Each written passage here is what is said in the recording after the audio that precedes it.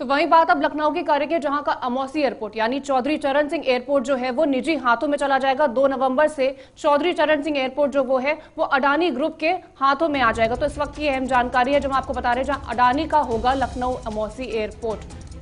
तो अडानी का अब हो जाएगा मौसी एयरपोर्ट, जिसकी जानकारी हम आप तक पहुंचा रहे हैं कि अडानी समूह संभालेगा अब एयरपोर्ट का प्रबंधन। और अडानी समूह के अधिकारी वित्तीय निर्णय लेंगे, यानी जो वित्तीय प्रबंधन होगा, पैसों का लेन देन होगा, वो अडानी समूह की तरफ से भी संभाला जाएगा। और सीआईएसएफ के हवाले ही सुरक्षा व्यवस्था रहेगी, क्योंकि सुरक्षा व्यवस्था की अगर बात करें तो सीआईएसएफ इस सुरक्षा व्यवस्था को संभालती थी। हालांकि वो सुरक्षा व्यवस्था संभालेगी, लेकिन जो वित्तीय निर्णय होगा, पैसों के लेन देन की बात होगी, वो अडानी समूह के अधिकारी ही संभालेंगे। क्योंकि लखनऊ अमौसी एयरपोर्ट अब निजी हाथों में चला गया है। हालांकि इसको लेकर पहले बवाल भी देखने को मिला था, जब निजी हाथों में जाने की बात सामने आई थी, तब प्रदर्शनों का सिलसिला भी लखनऊ के अंदर देखने को मिला था।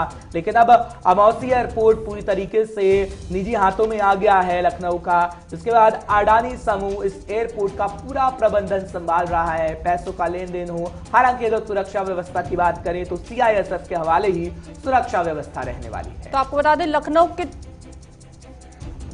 तो संजीव कपासिया जुड़ रहे हैं हमारे साथ सीधा लाइव, तब हम जानकारी वो आप तक पहुंचाने की कोशिश करेंगे। संजीव, जानकारी दीजिएगा, क्योंकि अमौसी एयरपोर्ट लखनऊ का अब अडानी समूह के पास आ गया। हालांकि इसको देखते हुए पहले बवाल भी हुआ, प्रदर्शनों का सिलसिला भी हमने लखनऊ के अंदर देखा था कि आखिर ये निजी हाथों में क्यों जा रहा है। हालांकि वित्तीय लेन देन की बात करें तो पूरी तरीके से अडानी समूह का होगा। क्या जानकारी आप हमारे दर्शकों को सुबह सवेरे देने वाले हैं? बस देखिए, आज 2 नवंबर यानी सोमवार से अडानी ग्रुप उत्तर प्रदेश की राजधानी लखनऊ के अमौसी एयरपोर्ट का पूरी तरीके से जिम्मेदारी संभालेगा। वित्तीय लेन देन का मामला हो या फिर प्रबंधन का मामला, पूरी तरीके से अडानी ग्रुप के तमाम अधिकारी राजधानी लखनऊ में बैठेंगे और वही निर्णय लेंगे। हालांकि सीआईएसएफ यानी केंद्रीय उद्योग सुरक्षा बल के जवान सुरक्षा की जिम्मेदारी अपने कंधों पर पहले की तरह संभालते रहेंगे।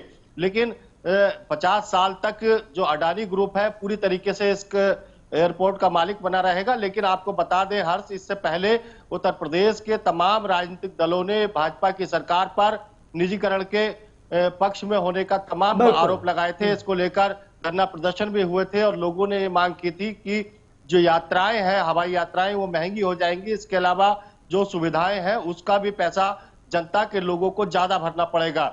लेकिन उस सबके बावजूद आज यानी 2 नवंबर से उत्तर प्रदेश का जो अमौसी एयरपोर्ट है राजधानी लखनऊ का, जो ऐतिहासिक और पुराना एयरपोर्ट माना जाता है, उसकी पूरी तरीके से जिम्मेदारी गुजरात के एक उद्योगपति यानी गौतम अडानी की कंपनी के हाथों में सौंप दी जाएगी। और आज से लगभग 3 साल तक जो और संजीव, यही वजह है क्योंकि जब हम विपक्ष को सुनते हैं तो विपक्ष ये कह रहा है कि धीरे धीरे सरकार रेल हो, एयरपोर्ट हो, सबको निजी हाथों में दे रही है। इससे कितना नुकसान होगा, चाहे फिर लोगों की बात करें, इस तरीके से आप किराया बढ़ने की बात कह रहे हैं, और किसानों को लेकर भी देखिए बवाल हो रहा है इस वक्त। तो पंजाब के अंदर की निजीकरण हो जाएगा, निजी हाथों में चला जाएगा। सरकार किस तरीके से जवाब देने की तैयारी में है? हालांकि सरकार कह रही है ऐसा कुछ भी नहीं होने वाला।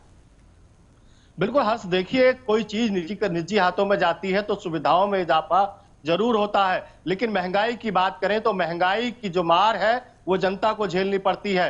खास तौर से मैं आपको बताना चाहूंगा कि पूर्वांचल का जो विद्युत निगम है उसको प्राइवेट हाथों में देने की बात की गई थी। लखनऊ में तमाम धरने हुए थे, हमारे चैनल ने पूरी तरह से प्रमुखता से दिखाए थे। सरकार को बैकफुट पर आना पड़ा और सरकार को वो निर्णय 3 महीने के लिए टालना पड़ा। तो भाजपा की चाहे केंद्र की मोदी सरकार हो या उत्तर प्रदेश की योगी सरकार, दोनों सरकारों पर निजीकरण के तमाम आरोप लगते रहे हैं। और उत्तर प्रदेश में जो मुख्य विपक्षी दल है समाजवादी पार्टी, यानी समाजवादियों का जो कंसेप्ट रहता है वो समानता का रहता है और वो निजीकरण के खिलाफ लंबी लड़ाई लड़ते हैं। आपने देखा होगा जब एयरपोर्ट को निजी हाथों में सौंपने की बात की गई थी तो उत्तर प्रदेश के तमाम समाजवादी पार्टी के नेता राजधानी लखनऊ से सुदूर जनपदों तक जिला मुख्यालय और प्रदेश मुख्यालय पर धरना प्रदर्शन का काम कर रहे थे।